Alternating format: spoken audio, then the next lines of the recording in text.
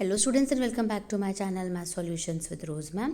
और आज की क्लास में हम करेंगे मिशन गणित कक्षा 10वीं की कार्यपत्रक। टॉपिक है ठोसों के संयोजन का आयतन और डेट है 25/11/2023। तो चलिए स्टार्ट करते बेटे हमारी आज की वीडियो। उससे पहले आप सभी से रिक्वेस्ट है, प्लीज़ चैनल को सब्सक्राइब कर लीजिए और बेल आइकन को प्रेस करना मत भूलिएगा। उदाहरण नंबर पहला है, 3 घन जिनमें से प्रत्येक की भुजा 15 सेंटीमीटर है सिरे से सिरे तक जुड़े हुए हैं, परिणामी घनाभ का आयतन ज्ञात कीजिए। तो ये है फिगर। तो परिणामी घनाभ की लंबाई क्या होगी बेटे, 15 15 15 को जोड़ेंगे 45 हो जाएगी। चौड़ाई क्या होगी 15 और ऊंचाई होगी 15 सेम। आयतन क्या होगा, लंबाई गुणा चौड़ाई गुणा ऊंचाई, तीनों को मल्टीप्लाई कर दीजिए। आंसर आ जाएगा आपका 10,125 सेंटीमीटर क्यूब, घन सेंटीमीटर हिंदी में बोलते हैं।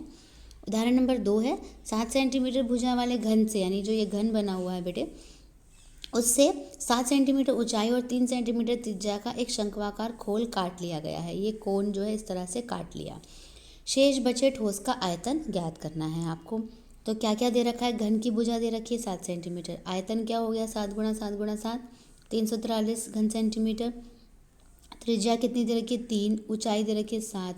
शंकु का आयतन निकालो 1/3 पाई आर स्क्वायर, एच का फॉर्मूला लगा के सॉल्व कर दो इसको, आ गया 66 घन सेंटीमीटर। आयतन निकालोगे, घन के आयतन में से शंकु का आयतन माइनस करोगे, घन का आयतन है शंकु का आयतन है, दोनों को माइनस करा, आंसर आ गया आपका। अब आते हैं अनसॉल्व प्रश्न पे।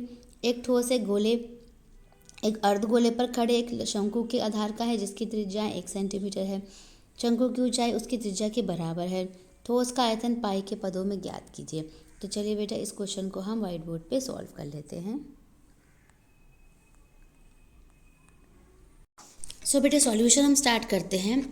देखिए सॉल्यूशन में आपको यहाँ पर दे रखा है रेडियस ऑफ द कोन, यानी शंकु की त्रिज्या। तो हिंदी मीडियम वाले बच्चे लिखेंगे शंकु की त्रिज्या हो गई R1 यानी 1 सेंटीमीटर।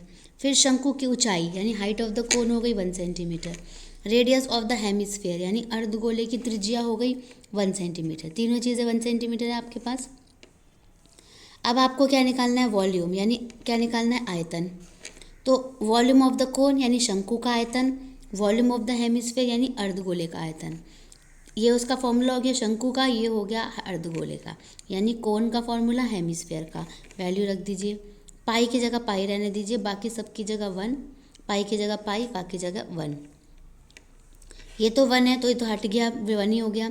बाकी ये 1 और 2 मिलकर के हो गए 3, 3/3 हो गए, तो ये हो गया कट गया, तो कुछ भी नहीं बचा, इसका मतलब 1 बचा, सिर्फ पाई बचा।